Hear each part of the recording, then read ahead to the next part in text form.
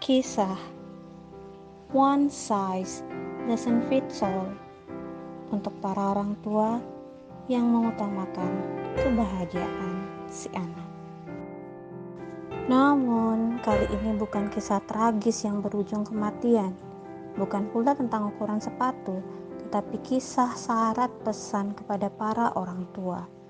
Kisah yang bermula dari Pak Deka, seorang penjual sepatu dari negeri Pancasila. Sudah puluhan tahun ia melakoni hidup sebagai penjual sepatu, bahkan dari masa sekolah SMA. Ia meneruskan usaha ibunya yang harus membanting tulang sebab ditinggalkan ayahnya begitu rupa tanpa kabar dan harta, mengejar mimpinya menjadi seorang musisi. Eka, anak perempuan satu-satunya, dipaksa mengikuti jejak ayahnya. Tetapi tidak boleh ada suara musik yang membuat sang nenek, ibu ayahnya, bersedih mengenang sakit hatinya ditinggal sang suami. Di rumah dia harus bisa membantu membuat sepatu. Walaupun terkadang menggerutu, namun dia tetap berusaha. Tidak pernah ada pembicaraan dalam meja makan dan sebelum tidur tentang apa yang dia mau. Yang ada hanya tuntutan bahwa ia harus bisa meneruskan usaha keluarga sebagai keturunan satu-satunya. Eka sering menangis ketika ada sepatu yang tidak bisa dia selesaikan.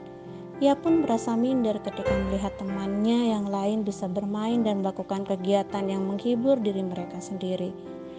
Sekolah adalah tempat pelariannya, tetapi dia masih terlalu takut, sangat takut untuk memulai.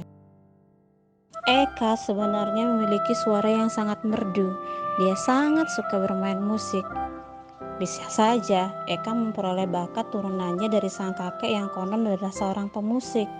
Di sekolah, dia diam-diam sering mengintip ke ruang musik, kemudian mengamati guru mengajarkan teknik bernyanyi dan bermain gitar kepada rekan-rekannya.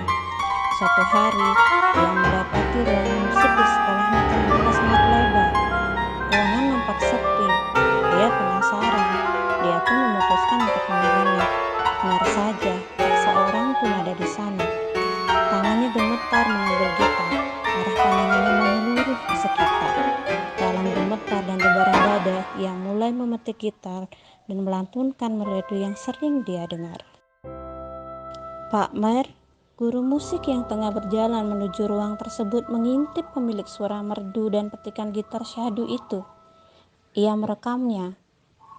Ketika Eka selesai bernyanyi, Pak Mer menyambutnya dengan tetukan tangan haru dan bahagia. Eka terkejut dan seketika menunduk. Pak Mer mendekati sangat dekat, hingga Pak Mer mengungkapkan bahwa dia sudah tahu Eka sering mengintipnya saat mengajar musik. Pak Mer menawarkannya kesempatan untuk menunjukkan bakat pada sebuah lomba. Namun, Eka menangis. Dia ingin, namun khawatir orang tuanya akan melarangnya.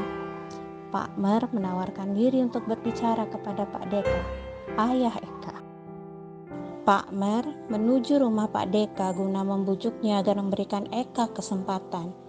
Pak Mer pun memperlihatkan video rekaman Eka saat bernyanyi, namun ditolak oleh Pak Deka. Pak Mer mengingatkan bahwa Eka memiliki bakat yang luar biasa dan harus diasah, bukan memaksanya agar melakukan hal yang tidak disukai. Pak Mer berkata, jika Pak Deka menyayangi Eka, harusnya tahu apa yang menjadi kebutuhan anaknya.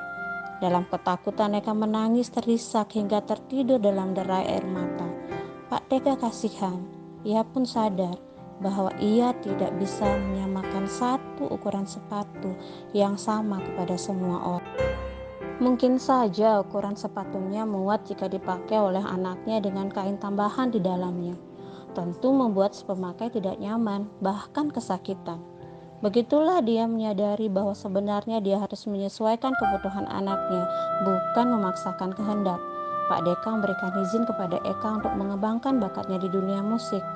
Pak Mer meminta izin kepada ibunya untuk membiarkan Eka tumbuh sesuai dengan minat dan bakatnya. Eka senang, Pak Mer bahagia sebab mendapatkan talenta yang dia banggakan. Demikianlah pendidikan.